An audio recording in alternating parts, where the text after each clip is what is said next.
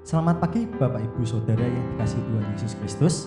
Sebelum ibadah dimulai, perkenankan kami menyampaikan berita jemaat pada hari ini, Minggu, tanggal 28 Juni tahun 2020. Yang pertama, selama belum ada surat edaran yang baru dari Wali Kota Salatiga, maka ibadah di bulan Juli masih diselenggarakan secara online di rumah.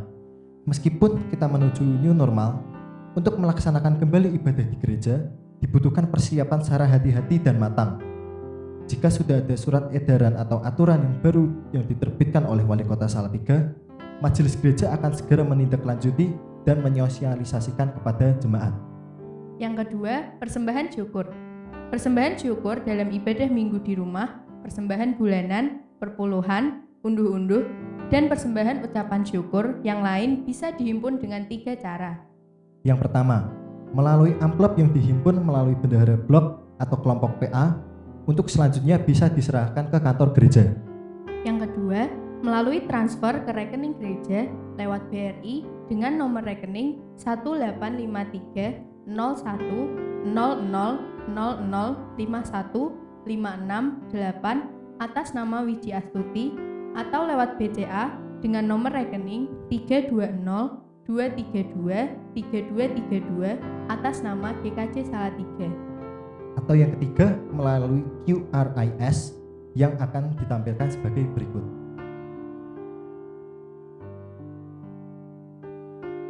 Yang ketiga, pelayanan katekisasi baptis dewasa dan CD dilayani secara online melalui media Google Meet. Pertemuan diadakan setiap hari Rabu pukul 6 sore. Untuk kelas katekisasi yang baru akan dibuka sekitar bulan September 2020. Jemaat yang hendak mengikuti katekisasi di bulan September bisa mendaftar melalui telepon ke kantor gereja pada hari kerja. Yang keempat, pelayanan sakramen baptis dan CD untuk saat ini masih ditunda pelaksanaannya. Yang kelima, pemberkatan dan peneguhan nikah. Jika tidak ada keberatan yang sah dari warga jemaat, majelis akan melayani kebaktian khusus pemberkatan dan peneguhan nikah bagi Saudari Mutia Ayu Krismanda, Putri Bapak EM Rahman dan Ibu Kristina Herianti, warga GKJ Salatiga, wilayah Jetis Timur, dengan Saudara Bayu Aji Setioko, putra almarhum Bapak Bambang Ari dan Ibu Wahyu, warga GKJ Salatiga Utara, pada hari Sabtu 4 Juli 2020 pukul 10 pagi, dilayani oleh Pendeta Wiji Astuti. Pelayanan pemberkatan dan peneguhan pernikahan dilakukan sesuai dengan panduan yang ditetapkan oleh majelis gereja dengan memperhatikan dan memberlakukan protokol kesehatan. Mohon dukungan doa dari jemaat. Yang keenam, kami membuka kesempatan bagi warga jemaat atau kelompok paduan suara yang akan memberikan persembahan pujian secara online dalam ibadah minggu. Dalam hal ini bisa menghubungi Pendeta Wiji Astuti di nomor WA melalui nomor 0851 0318 6264 1 minggu sebelum ibadah dimulai.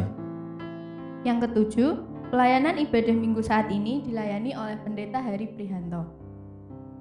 Demikian berita jemaat minggu ini. Selamat menyiapkan hati memasuki ibadah.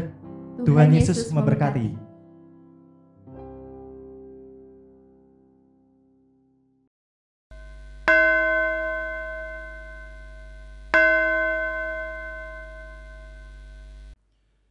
Umat yang dikasihi Tuhan, hari ini kita kembali berkesempatan untuk menyatakan bakti dan syukur kita atas segala berkat, kasih karunia, serta penyertaan Tuhan dalam kehidupan kita.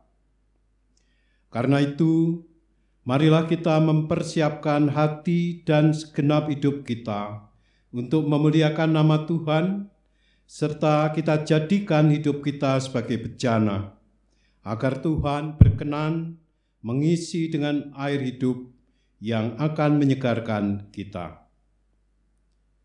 Sekarang mari kita berdiri dan melambungkan pujian baginya dengan mengangkat pujian dari NKB nomor 3, bait pertama dan yang ketiga.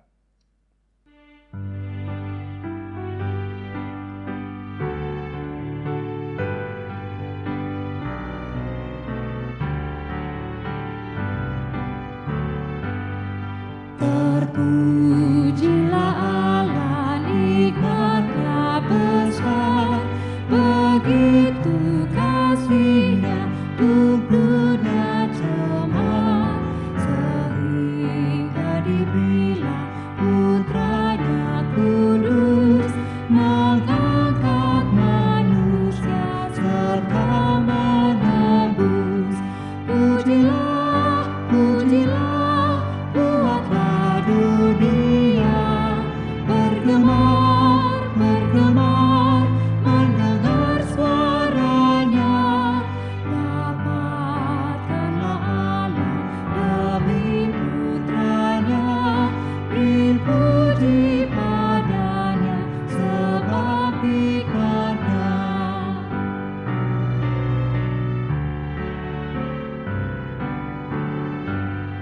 Tiada terukur besar hikmat-Nya, penuhlah hatiku sebab anak-Nya, dan amatlah hati kita senang melihat Sang Kristus di sorga cerah.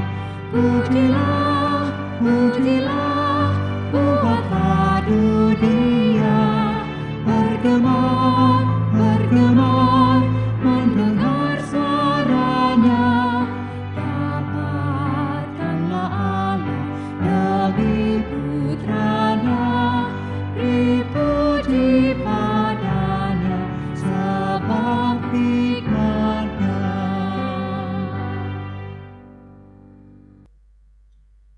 Ibadah Minggu pada saat ini berlangsung di dalam nama Bapa, Putra, dan Roh Kudus. Salam damai sejahtera Kristus bagi saudara. Amin.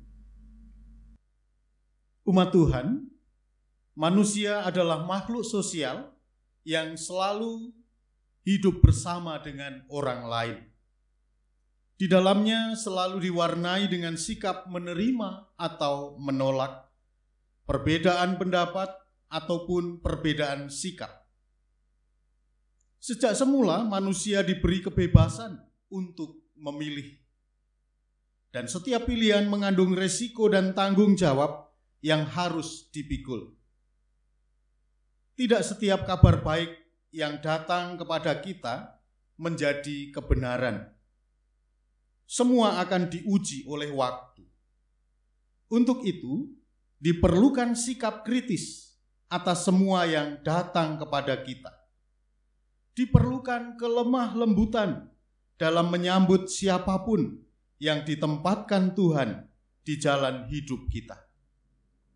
Sudah mampukah kita menyambut orang lain sesuai dengan kehendak Tuhan? Marilah kita mengaku dosa kita, kita berdoa. Tuhan, ampunilah kami, karena dalam kehidupan kami bersama dengan orang lain, seringkali kami menutup diri dan tidak mau menyambut dan menerima kehadiran orang lain. Bahkan seringkali kami tidak mempedulikan mereka.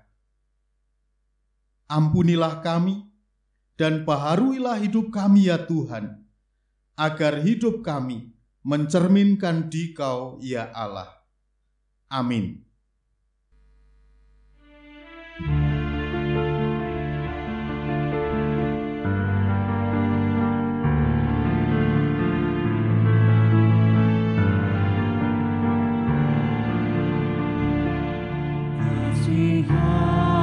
Kasihanilah aku yang lemah, ya Tuhan Maha Kuasa.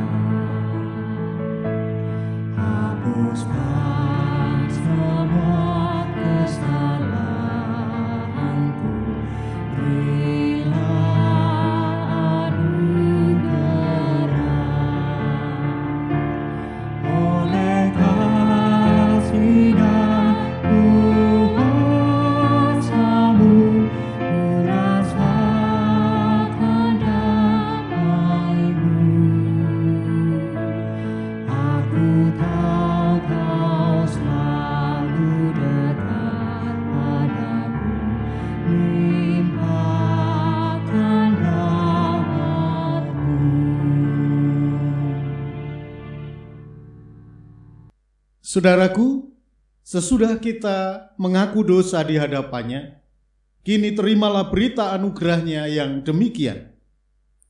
Dialah yang menyelamatkan kita dan memanggil kita dengan panggilan kudus, bukan berdasarkan perbuatan kita, melainkan berdasarkan maksud dan kasih karunia-Nya sendiri yang telah dikaruniakan kepada kita dalam Kristus Yesus sebelum permulaan zaman, dan yang sekarang dinyatakan oleh kedatangan Juru Selamat kita, Yesus Kristus, yang oleh Injil telah mematahkan kuasa maut dan mendatangkan hidup yang tidak dapat binasa. 2 Timotius pasal pertama ayat 9 sampai dengan yang ke-10. Segala puji bagi Allah yang sudah mengampuni dan membebaskan kita dari upah dosa dan maut. Karena itu marilah senantiasa hidup di dalam anugerah-Nya.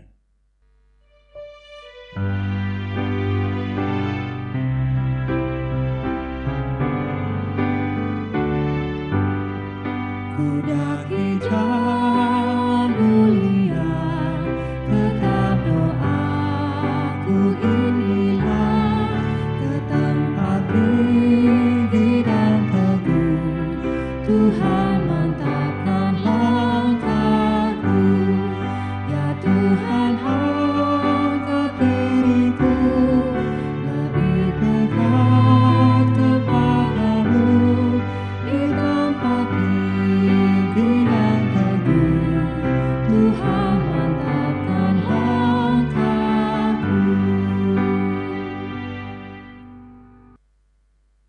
Marilah kita mempersiapkan hati untuk menerima firman Tuhan. Kita berdoa. Bapa yang kekal di surga, kini kami persiapkan hati dan pikiran kami untuk menerima kebenaran firman-Mu. Kami rindu firman Tuhan akan menuntun kehidupan kami, menjadi suluh langkah kami, sehingga hidup kami semakin seturut dengan kehendak-Mu. Hamba-Mu yang penuh dengan keterbatasan ini pun berserah diri, kiranya Tuhan pakai seturut kehendak dan rencana-Mu. Jadilah kiranya apa yang Tuhan kehendaki, bukan yang kami kehendaki. Dan bersabdalah karena kami sedia mendengarkannya. Amin. Bapak, Ibu, dan Saudaraku yang terkasih, firman Tuhan pada saat ini akan kita baca dari dua bagian firman Tuhan. Yang pertama diambil dari kitab Nabi Yeremia pasal yang ke-28, ayat yang ke-5 sampai dengan yang ke-9, dan nanti disambung dari Matius pasal 10, ayat 40 sampai dengan 42. Demikian firman Tuhan di dalam Yeremia 28, ayat 5 sampai dengan ayat yang ke-9. Lalu berkatalah Nabi Yeremia kepada Nabi Hananya di depan mata imam-imam dan di depan mata seluruh rakyat yang berdiri di rumah Tuhan itu. Kata Nabi Yeremia, "Amin. Moga-moga Tuhan berbuat demikian. Moga-moga Tuhan menepati perkataan-perkataan yang kau nubuatkan itu dengan dikembalikannya perkakas-perkakas rumah Tuhan dan semua orang buangan itu dari Babel ke tempat ini. Hanya dengarkanlah hendaknya perkataan yang akan kukatakan ke telingamu dan ke telinga seluruh rakyat ini. Nabi-nabi yang ada sebelum aku dan sebelum engkau dari dahulu kala telah bernubuat kepada banyak negeri dan terhadap kerajaan-kerajaan yang besar tentang perang dan malapetaka dan penyakit sampar. Tetapi mengenai seorang nabi yang bernubuat tentang damai sejahtera, jika nubuat nabi itu digenapi, maka barulah ketahuan bahwa nabi itu benar-benar diutus oleh Tuhan."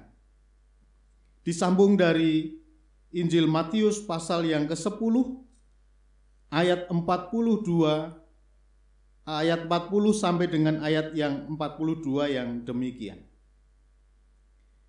Barang siapa menyambut kamu, ia menyambut aku. Dan barang siapa menyambut aku, ia menyambut dia yang mengutus aku. Barang siapa menyambut seorang nabi sebagai nabi, ia akan menerima upah nabi. Dan barang siapa menyambut seorang benar sebagai orang benar, ia akan menerima upah orang benar.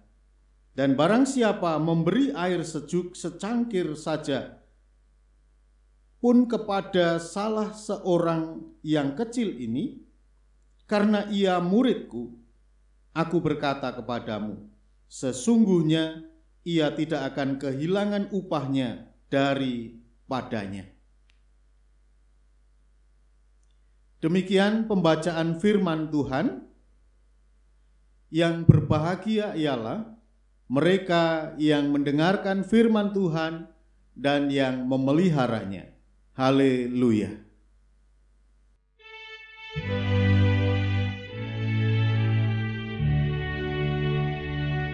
Haleluya, haleluya, haleluya.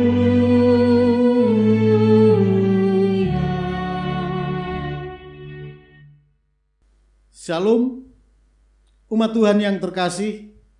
Hari ini kita akan bersama-sama menggumuli sebuah tema, lemah lembut terhadap sesama.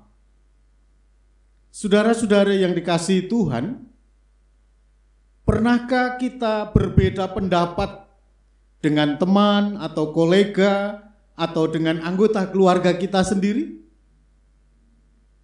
Ya, saya yakin semua kita pernah merasakan itu. Pernah berbeda pendapat, berselisih paham dengan orang-orang di dekat kita. Bagaimana rasanya ketika kita berbeda pendapat, berselisih paham dengan teman, dengan saudara kita? Dan apakah yang akan kita lakukan untuk menanggapi perbedaan pendapat tersebut? Menentang orang tersebut? Membencinya? Atau mengampuni? Ada beberapa hal yang bisa terjadi dalam hidup kita. Tetapi Bapak, Ibu, dan Saudara, perbedaan pendapat bisa membuat kita kehilangan damai sejahtera. Perbedaan pendapat merusak relasi. Nah, masihkah kita bisa bersikap positif ketika terjadi perbedaan pendapat? Masihkah kita bersikap positif ketika kita berselisih paham dengan orang lain? Bagaimana kita harus bersikap dan menanggapi perbedaan pendapat itu? Bacaan kita hari ini mengajak kita untuk dapat bersikap dan bertindak dengan tepat menghadapi perbedaan pendapat, menghadapi keadaan yang tidak sepaham. Nah, hari ini kita perlu belajar dari sikap dan apa yang dilakukan oleh Nabi Yeremia terhadap nubuat yang disampaikan oleh Nabi Hananya. Pada waktu itu, umat Tuhan berada di dalam pembuangan di Babel. Di negeri asing itu mereka ditindas dan sangat menderita. Oleh karena itu mereka pasti berharap akan terlepas dari penderitaan itu. Dan pada saat itu pula Nabi Hananya bernubuat di hadapan Nabi Yeremia dan para imam serta seluruh rakyat bahwa kuk Raja Babel akan dipatahkan dan Tuhan akan mengembalikan perkakas-perkakas suci dari bait Allah, dan seluruh orang buangan akan dikembalikan ke Yerusalem. Itu isi nubuatan Nabi Hananya. Nah, mendengar nubuatan yang demikian mungkin banyak orang merasa senang karena memang itu yang diharapkan. Tetapi tidak demikian dengan Nabi Yeremia. Nabi Yeremia tetap bersikap kritis terhadap nubuatan Nabi Hananya. Oleh karena itu bagi Nabi Yeremia, nubuatan Hananya ini tidak serta-merta diterima sebagai kabar yang baik,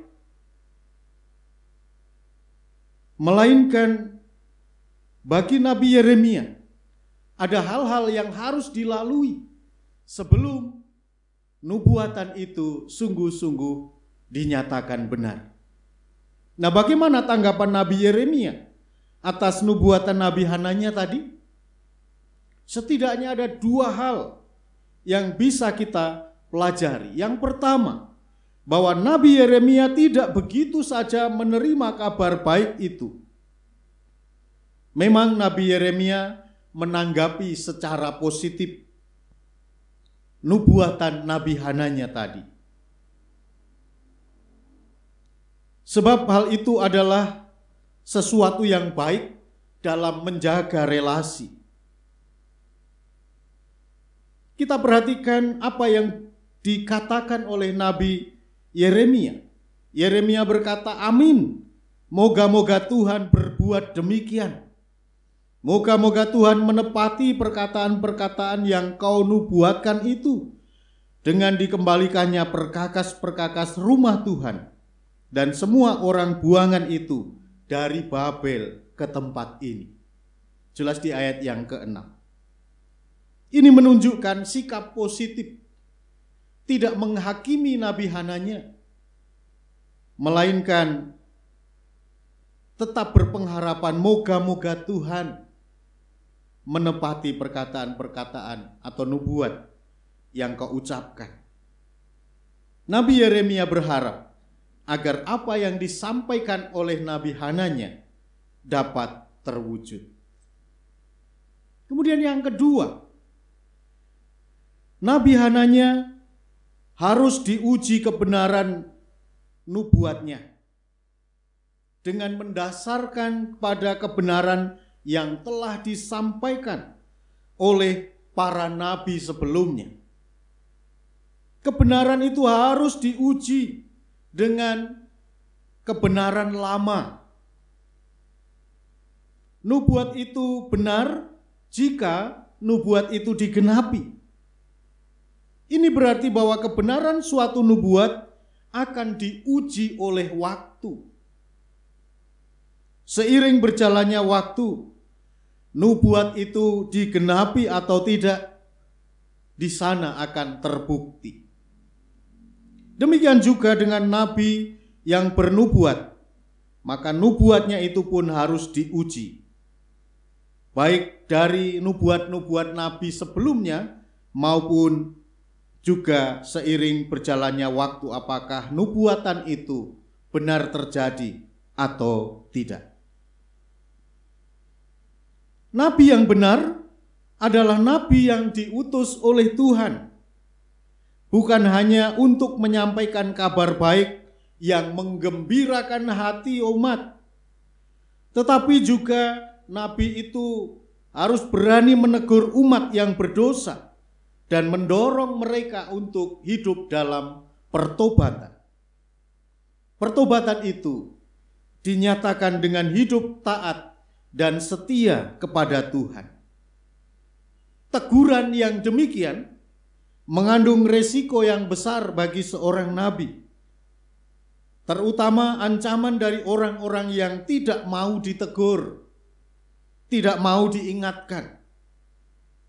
Dan tampaknya hal-hal itu tidak ada dalam diri dan dalam nubuatan Nabi Hananya. Ia tidak menegur umat yang berdosa dan tidak mendorong mereka untuk segera bertobat. Dan nubuatnya pun tidak digenapi. Sikap dari Nabi Yeremia ini merupakan pembelajaran yang penting bagi kita, yaitu bahwa kita dapat belajar bagaimana bersikap positif dengan mengedepankan sikap humble atau rendah hati, tulus terhadap orang lain, serta tidak menghilangkan sikap kritis kita terhadap apa yang disampaikannya. Kita meyakini bahwa suatu kebenaran akan diuji oleh waktu. Kita juga harus waspada terhadap apa yang disampaikannya. Kita meyakini bahwa suatu kebenaran akan diuji oleh waktu dan akan terbukti benar kalau nubuat itu terjadi. Semua harus kita uji kebenarannya, sebab iblis juga dapat menggunakan hal-hal yang kelihatannya baik, kelihatannya benar, kelihatannya menggembirakan hati, tetapi pada akhirnya apa yang dari iblis itu akan membawa orang kepada kehancuran. Oleh karena itu sekali lagi kita harus menguji setiap nubuatan dengan baik. Kita tidak boleh terjebak dan bahkan jatuh melalui nubuatan-nubuatan yang kita dengar, yang disampaikan oleh nabi ataupun orang-orang tertentu. Sama seperti Nabi Yeremia yang bersikap positif dan menerima dengan baik kehadiran orang lain, kita pun harus bersikap demikian.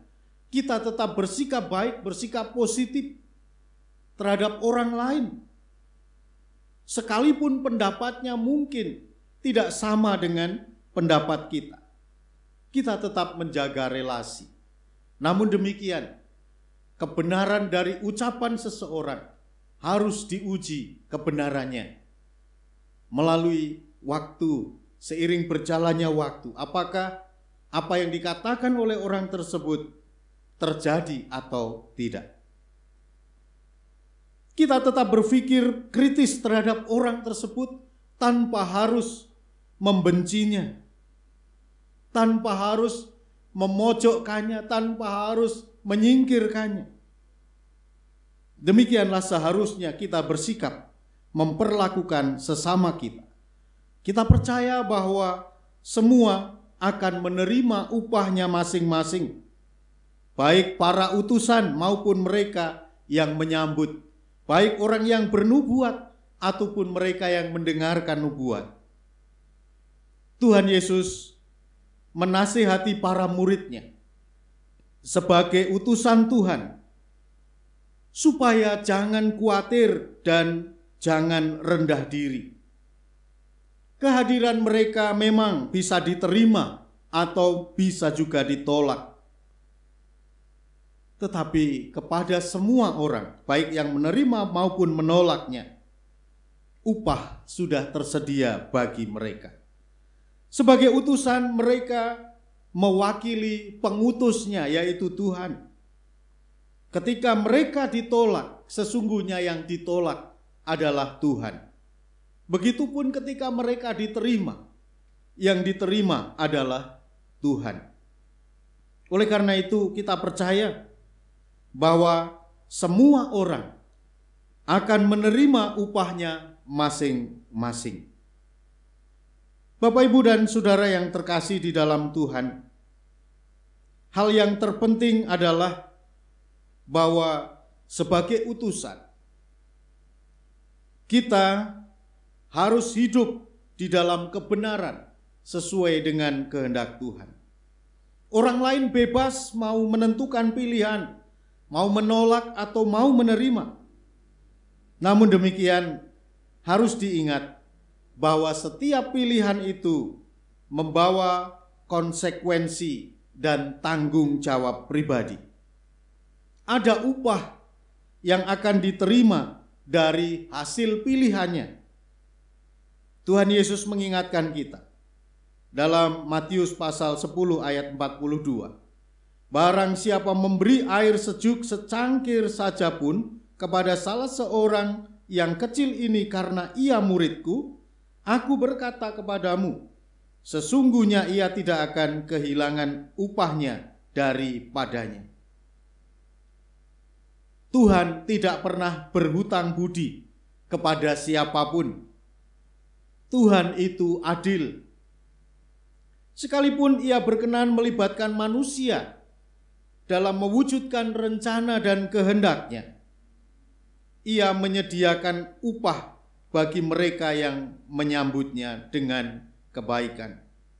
Oleh karena itu, kita tidak perlu khawatir untuk terus berbuat baik kepada sesama, sebab pada saatnya kita akan menerima upahnya.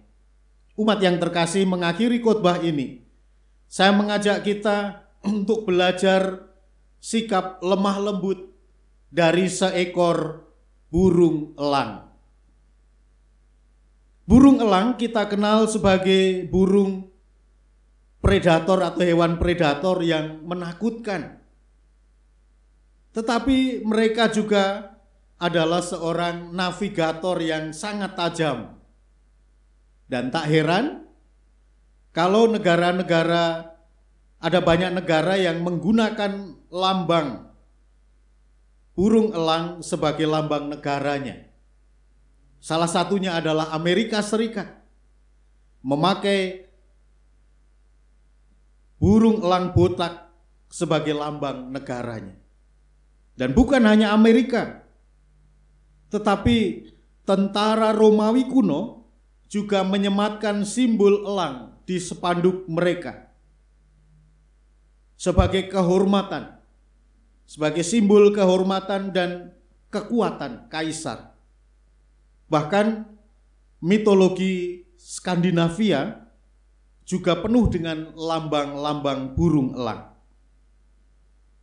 Dan tidak ketinggalan Alkitab, bahkan abdi Tuhan yang bernama Musa menyamakan Allah atau menggambarkan Allah itu seperti burung elang lewat perkataan-perkataan terakhirnya kepada bangsa Israel.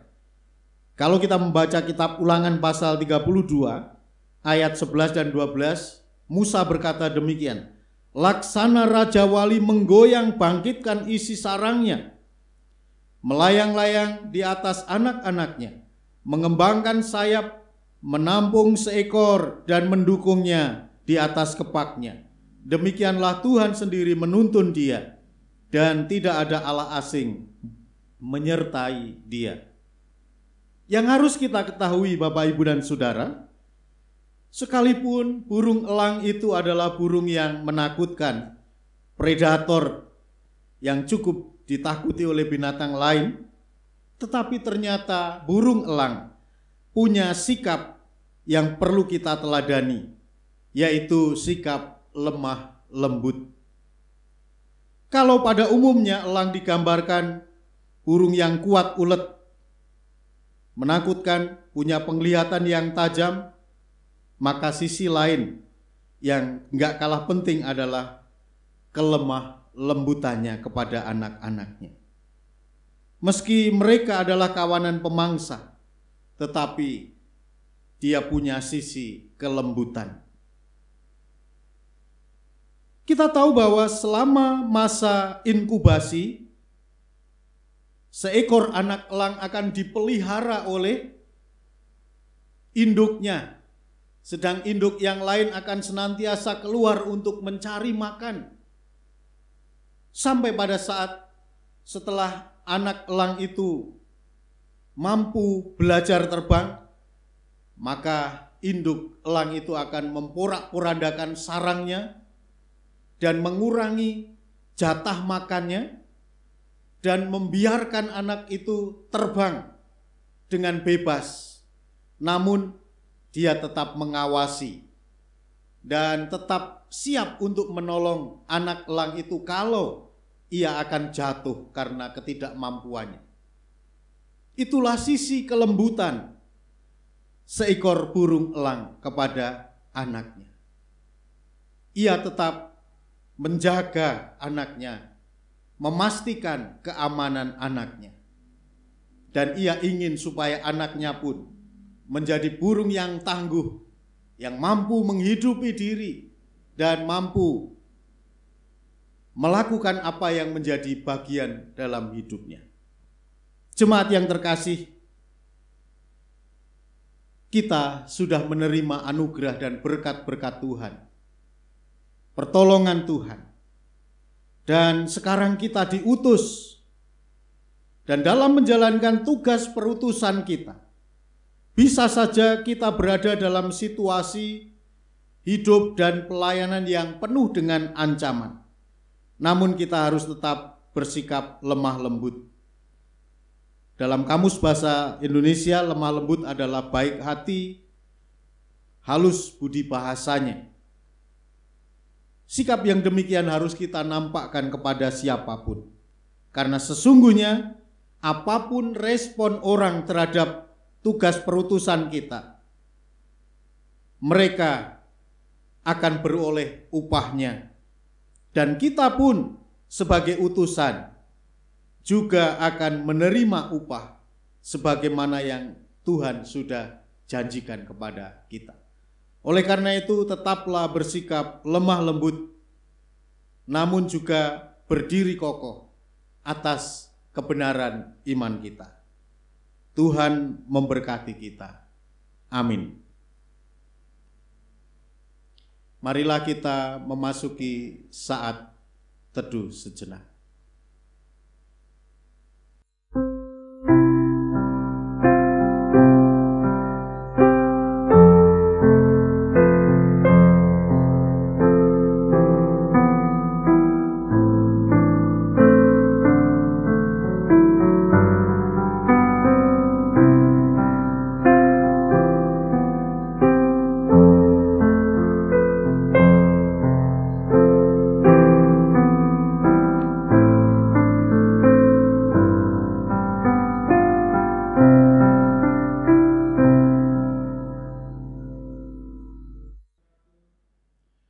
Umat yang dikasihi Tuhan, kami persilahkan berdiri. Mari bersama-sama umat Tuhan di segala tempat dan waktu, kita nyatakan kembali isi iman dan kesaksian kita dengan mengucapkan pengakuan iman rasuli. Aku percaya kepada Allah Bapa yang Maha Kuasa, Khalik langit dan bumi, dan pada Yesus Kristus, Anak-Nya yang tunggal, Tuhan kita, yang dikandung daripada Roh Kudus, lahir dari anak darah Maria, yang menderita di bawah pemerintahan Pontius Pilatus, disalibkan, mati dan dikuburkan, turun ke dalam kerajaan maut. Pada hari yang ketiga, bangkit pula dari antara orang mati, naik ke surga, duduk di sebelah kanan Allah, Bapa yang Maha Kuasa, dan akan datang dari sana untuk menghakimi orang yang hidup dan yang mati. Aku percaya kepada Roh Kudus, gereja yang kudus dan am, persekutuan orang kudus, pengampunan dosa, kebangkitan daging, dan hidup yang kekal. Umat dipersilahkan duduk kembali. Umat Tuhan, marilah kita bersatu hati di dalam doa syukur dan syafaat. Bapa Surgawi, Tuhan yang penuh kasih, kembali kami datang menghadap hadirat-Mu ya Tuhan, seraya menaikkan syukur atas anugerah, berkat, dan pertolongan Tuhan dalam kehidupan kami. Kami ada sebagaimana kami ada saat ini, sungguh hanya karena kasih Tuhan, bukan karena kuat, gagah, dan perkasanya kami, tetapi karena kemurahan dan kebaikan Tuhan.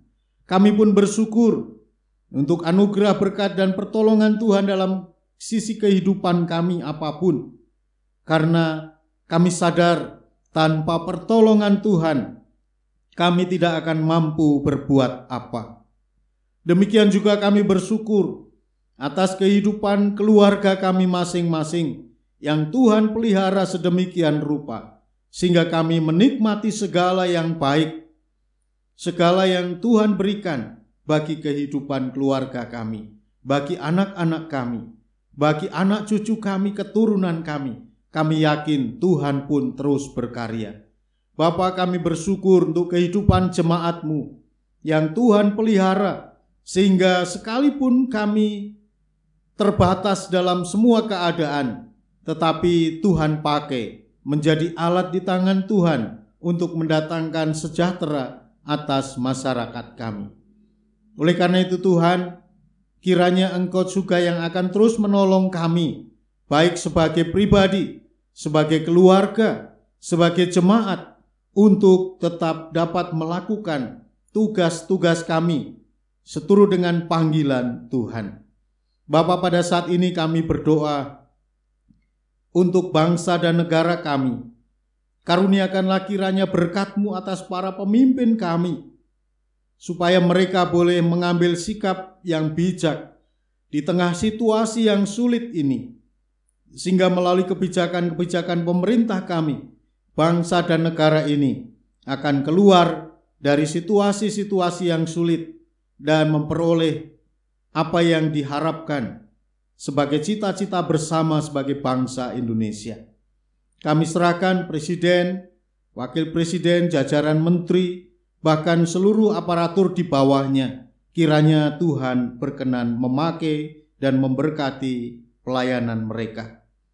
Kami juga berdoa untuk gereja-gereja Tuhan yang bersama-sama dengan pemerintah bergandeng tangan untuk menghadapi pandemi corona ini. Tuhan, tolonglah supaya gereja-gereja Tuhan boleh terlibat secara aktif untuk mengentaskan masyarakat dari ketidaktahuan, mengentaskan masyarakat dari bahaya corona, bahkan mampu juga terlibat dalam tindakan-tindakan preventif bersama dengan pemerintah. Gereja-gereja Tuhan dimanapun kiranya Tuhan pakai, supaya mereka menjadi alat di dalam Tuhan mendatangkan damai sejahtera atas bangsa ini. Bapa di surga, kami mohon berkat dan pertolongan Tuhan untuk pelayanan yang dilakukan oleh gereja-gereja-Mu dimanapun berada.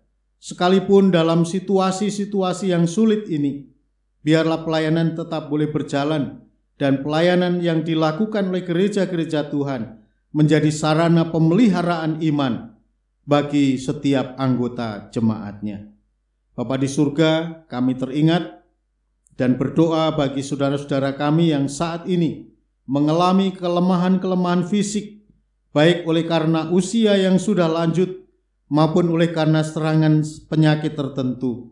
Kiranya Tuhan hadir atas kehidupan mereka, dan Tuhan mengulurkan tangan pengasihan-Mu, menyembuhkan mereka yang sakit, menghibur mereka yang bersedih hati, menguatkan mereka yang lemah, dan Tuhan juga yang akan terus menolong supaya mereka memiliki pengharapan yang teguh di dalam imannya kepada Tuhan Yesus Kristus. Pada saat ini juga Tuhan, kami berdoa menyerahkan hidup dan kehidupan kami semua hanya ke dalam tangan pemeliharaan Tuhan. Jadilah kiranya apa yang Tuhan kehendaki, supaya kehidupan kami dari waktu ke waktu semakin seturut dengan kehendak Tuhan. Bapa di surga, pada akhirnya kami menyerahkan hidup dan kehidupan kami, dan kami ingin menyatukan doa kami dengan doa yang sudah Engkau ajarkan kepada kami.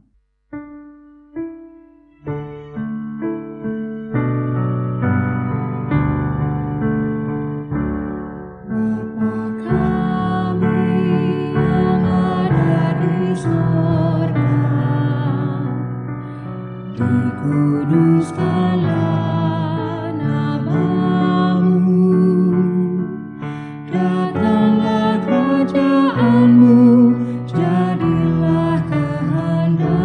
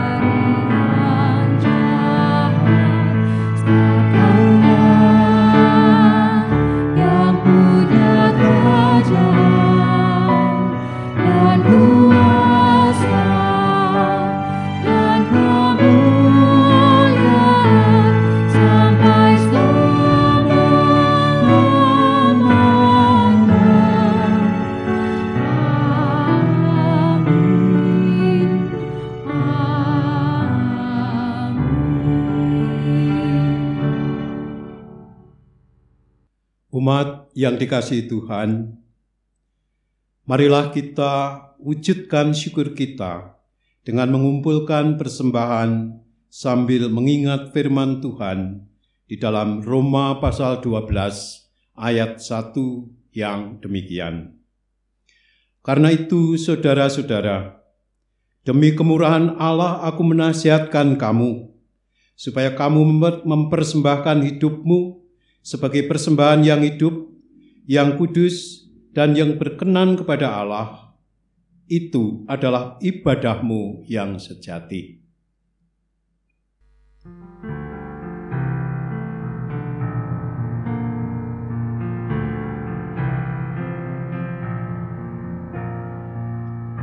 Kejaplah dan lihatlah betapa baiknya Tuhan itu. Rasakan dan nikmati kasih setia Tuhan. Kejaplah dan lihatlah betapa baiknya Tuhan itu. Rasakan dan nikmati kasih setia Tuhan. Syukur bagimu Tuhan, segala hormat bagimu Tuhan, Allah yang mengasihiku, Allah yang memeliharaku. Syukur bagimu Tuhan, segala hormat bagimu Tuhan, Allah yang mengasihiku, Allah yang memeliharaku selamanya.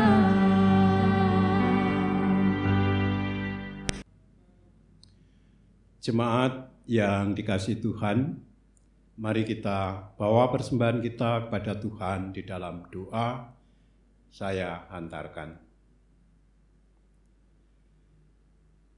Allah Bapa yang Maha Kasih, Engkau yang telah menganugerahkan segala perkara kepada kami. Kami bersyukur karena Tuhan telah memberkati tangan-tangan kami yang kecil dan lemah untuk melakukan pekerjaan kami, usaha kami.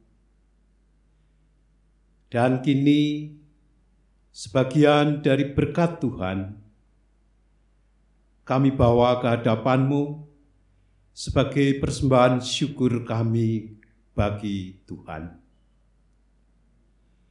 Kiranya Tuhan berkenan menerima, menguduskan, memberkati, dan memakainya untuk pekerjaan pelayanan-Mu di tengah-tengah gereja-Mu ini.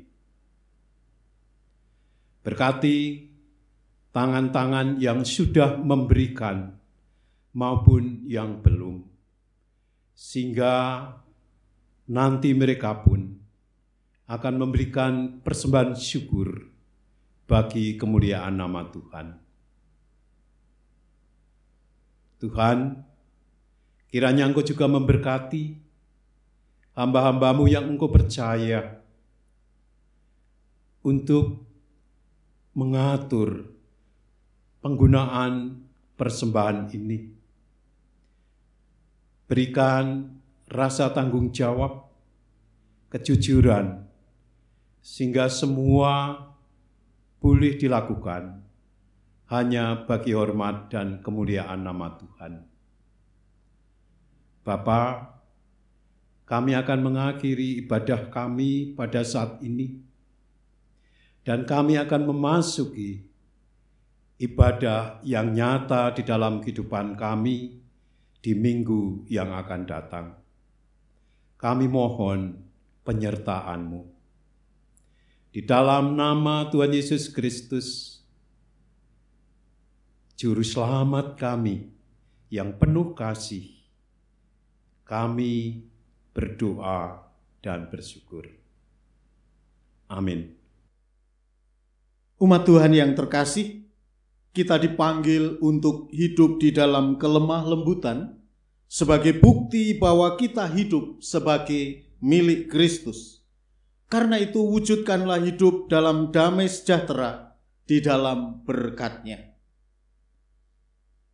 Tuhan memberkati saudara dan melindungi saudara. Tuhan menyinari saudara dengan wajah-Nya dan memberi saudara kasih karunia. Tuhan menghadapkan wajah-Nya kepada saudara dan memberi saudara damai sejahtera. Amin.